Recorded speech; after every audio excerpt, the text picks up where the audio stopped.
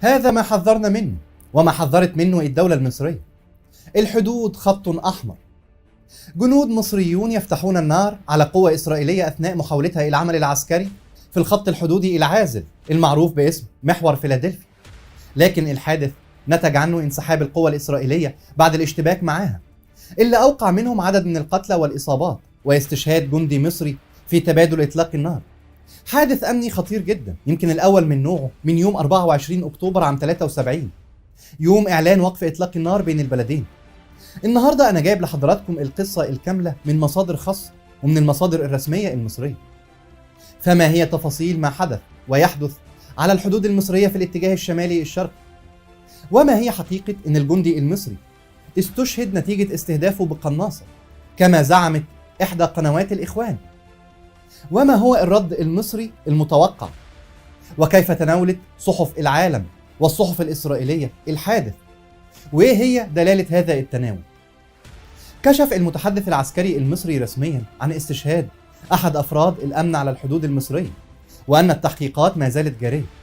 ولكن بعدها بدقائق كشف مصدر مصري رفيع المستوى على قناة القاهرة الإخبارية المزيد من التفاصيل حول الحادث. جاء فيه أن التحقيقات الأولية لحادث إطلاق النيران واستشهاد جندي مصري على الحدود تشير إلى إطلاق النيران بين عناصر من قوات الاحتلال الإسرائيلي وعناصر من المقاومة الفلسطينية، أدت إلى إطلاق النيران في عدة اتجاهات. وقام عنصر التأمين المصري باتخاذ إجراءات الحماية والتعامل مع مصدر النيران بالمبادرة بإطلاق النار على مصدر النيران.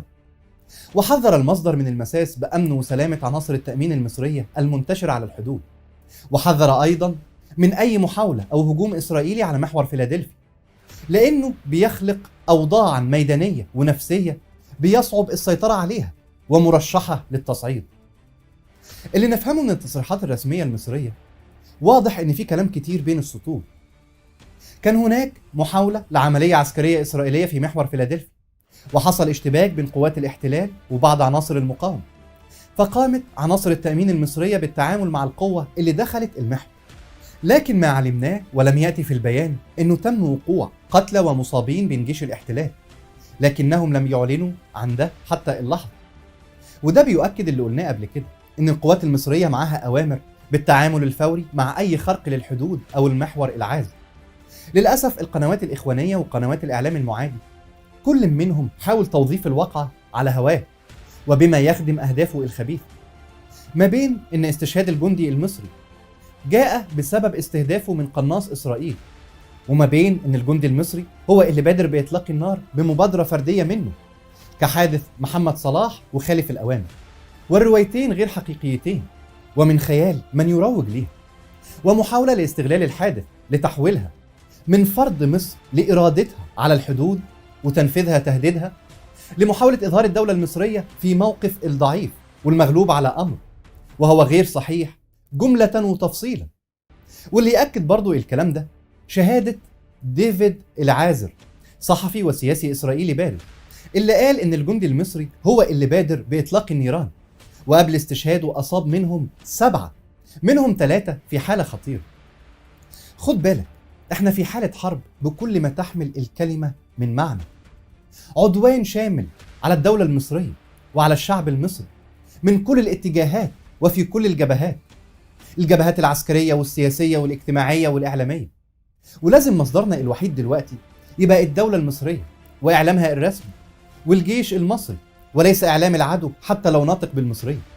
لما كتبت الكلام ده على تويتر سخر منه عميل الموساد الناطق بالعربية على تويتر إيدي كوهين، أحد كلاب إسرائيل اللي مطلقينهم على الجمهور العربي لنشر الشائعات والتحريض والضلالات. يعني خد مثال حاجة لسه ناشرها، بيقول لك إن مركز أبحاث طبعا تحت بير السلم، إن لو حصل حرب بين مصر وإسرائيل مصر مش هتقدر تتحمل حرب طويلة معاها. فردت عليه إنه أكيد ده نفس المركز اللي قال إن خط بارليف لازم له قنبلة نووية. اللي أنا عاوز أقوله هنا، شوف عدوك بيقول إيه وشايفك إزاي وعاوزك تفكر إزاي، واعمل عكسه. شوف في أي جانب بتقف، شوف أي جانب بتخدم على أجندته وأهدافه. اللي حصل النهاردة مجرد بروفة للي ممكن يحصل لو حد فكر بس يمس حدود مصر. مصر لديها كامل الشرعية في حماية أمنها حتى لو من خارج حدودها في التوقيت والظرف والطريقة المناسبة. وساعتها كمان هتكون بتنفذ الشرعية الدولية، سواء من محكمة العدل الدولية اللي طالبت إسرائيل بوقف عملياتها العسكرية في رفح، أو المحكمة الجنائية الدولية اللي طالبت باعتقال نتنياهو بتهم جرائم حرب. في نفس الوقت لن يسحبنا العدو لحرب أو مواجهة وفق التوقيت اللي يختاره العدو. احنا عارفين المخطط كويس وشايفينه، ومطلوب جر مصر للحرب بأي شكل من الأشكال، وتحويل سيناء لمنطقة عمليات حربية لسببين: الأول إقليمي متعلق بمصر، والتاني دولي متعلق بالصين. بالنسبة للي متعلق بمصر، مطلوب تبطيء مشروعات التنمية في مصر وتحويل ميزانيتها لاقتصاد حرب، لأنه يجب ألا تكبر مصر عن ذلك، لأنه مصر لما بتقوى هيفشل كل مخطط تقسيم المقسم في المنطقة، سواء في ليبيا أو السودان أو سوريا أو اليمن أو العراق. مطلوب استنزاف قدر من رصيد قوة مصر العسكري والاقتصادي بعد التضخم الكبير اللي حصل في قوتها العسكرية آخر 10 سنين، والتوسع في مشاريع التنمية اللي هتخلي المنطقة دي من أهم المناطق الاقتصادية في العالم.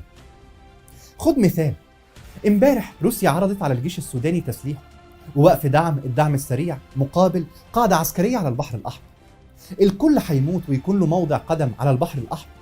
علشان كده قدم الحوثيين أو إيران لأمريكا خدمة العمر بتقديم ذريعة ليهم لعسكرة جنوب البحر الأحمر، وبوتين بيعرض بيع حميدتي بذهبه وميليشياته لكي يضع قاعدة عسكرية على البحر الأحمر. هكذا تستفيد القوى الكبرى من خلق النزاعات وتحويل الدول المستهدفة لملعب يستضيف فعاليات الحرب الباردة اللي بقت ساخنة، وتصفية الحسابات بينهم.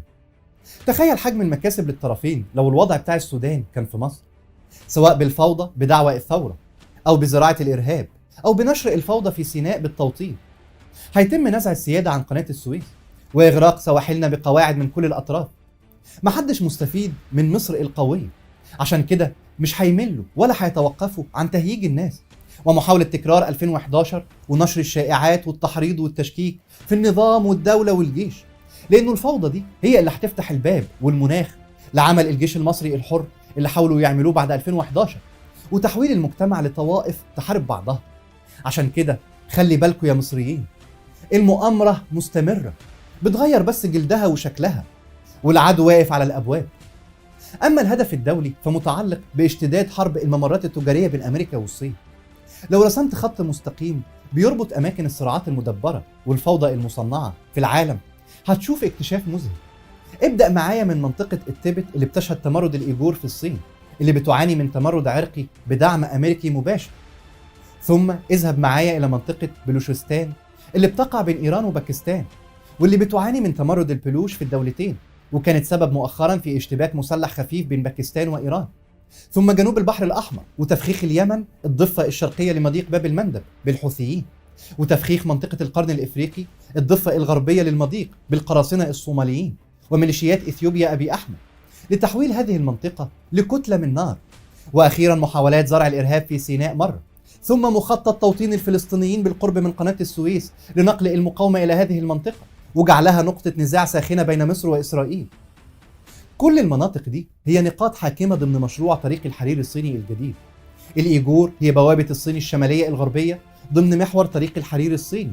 الجزء البري إقليم بلوشستان باكستان بيضم ميناء ومطار جوادرا اللي أنشأته الصين بمبالغ ضخمة لخدمة طريق الحرير، ومحافظة سيستان بلوشستان الإيرانية بتضم ميناء تشابهار اللي برضه بتخدم على طريق الحرير الصيني الجديد.